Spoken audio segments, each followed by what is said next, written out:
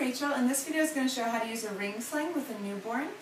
And the first thing you want to do is decide what side of your body you want to hold the baby. If you want the baby on your right side, you'll put the rings on the left. If you want baby on your left side, you put the rings on the right. I'm going to show first off just how to put your sling on. And I'm assuming you already know how to thread it. If you don't know how to thread it, I have another video on my channel that shows how to thread a ring sling. So let's say you want baby on your right side. You're going to hold the rings in your left hand with the tail pointing toward the left.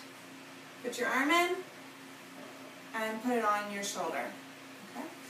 Same thing on the other side. If I want my baby on my left side, I'm going to hold the sling in my right hand, tail pointing toward the right, put my arm in, and my head in. And now, the next thing you want to do is have this about the right size for your baby. So if I have my sling really loose like this and I go to put a newborn in, it's going to be really hard to adjust. So what I always do is tuck my elbow close to me like this, and I tighten up right around my elbow. So I'm going to tighten this top part that's orange, right here, right around my elbow. Tighten a little bit of the middle. I'm going to leave the bottom as is. That looks really tight, but that's actually about the right size for a newborn. Another thing I want to do is just double check that my threading is fine. I'm going to finger walk it. So I put my thumb in, just walk my finger along and make sure you can see all of the stripes of the different colors of this sling. Make sure that my top edge is on the top and not folded under, and my bottom edge is on the bottom and not folded under. Okay, so now I have my sling ready to go, and now at this point I would pick up my baby. I'm going to put my rings just kind of just below my collarbone. That's about where I want them to end up. I'm going to put them right where I want them. And then I'm going to get this little lady. This is Allie, who is 2 weeks old. And I'm going to pick her up as if I'm going to burp her.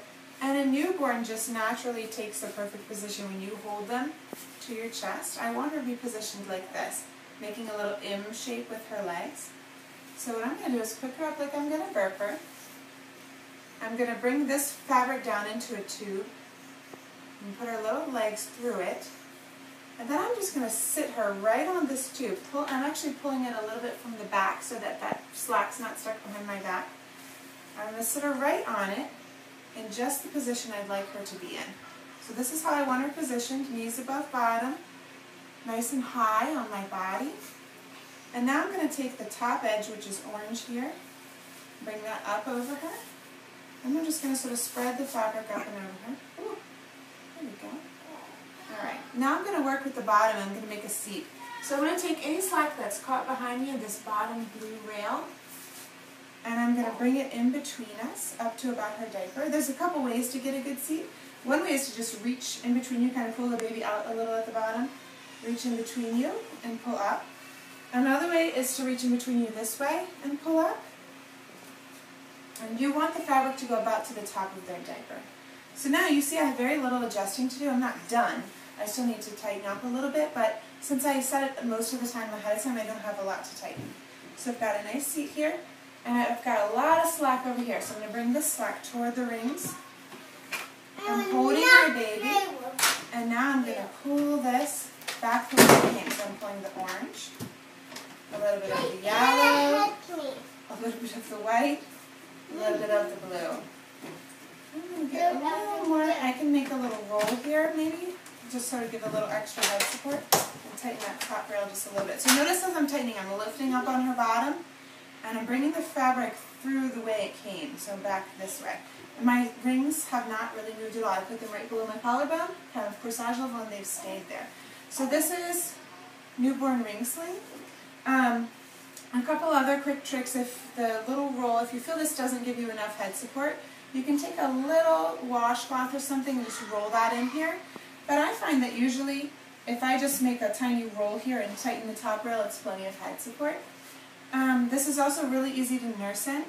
I usually nurse upright, even with a newborn. I loosen a little bit, holding her bottom, take her down where I'd like her. She doesn't actually want to nurse right now, so I'm not going to actually nurse, but I'll show you how I would do it. If I was going to nurse her, I'd lean forward a little bit and kind of aim up, basically. Then I'd latch her on. If you need cover while you're nursing, something that works really well is to just go like this and kind of cover the top of your chest. You can also hold a rail and sort of make like a little tent, but you should always be able to see your baby. When you're done nursing, You can lift back up and just, I usually hold her right where I want her so her head is nice and high, and begin to tighten again. Pulling the top, through the middle. The secret to a ring sling is adjusting each part. So you don't want to grab and pull the whole tail, but find the top part, find the middle part, find the bottom part, and adjust those one at a time. So there we go, newborn ring sling. Oh, I forgot to mention, sorry. You also want to spread out your shoulder if that's comfortable for you, and spread out the back. If that caps your shoulder too much, you can always just bring it up. So here we go. Thanks.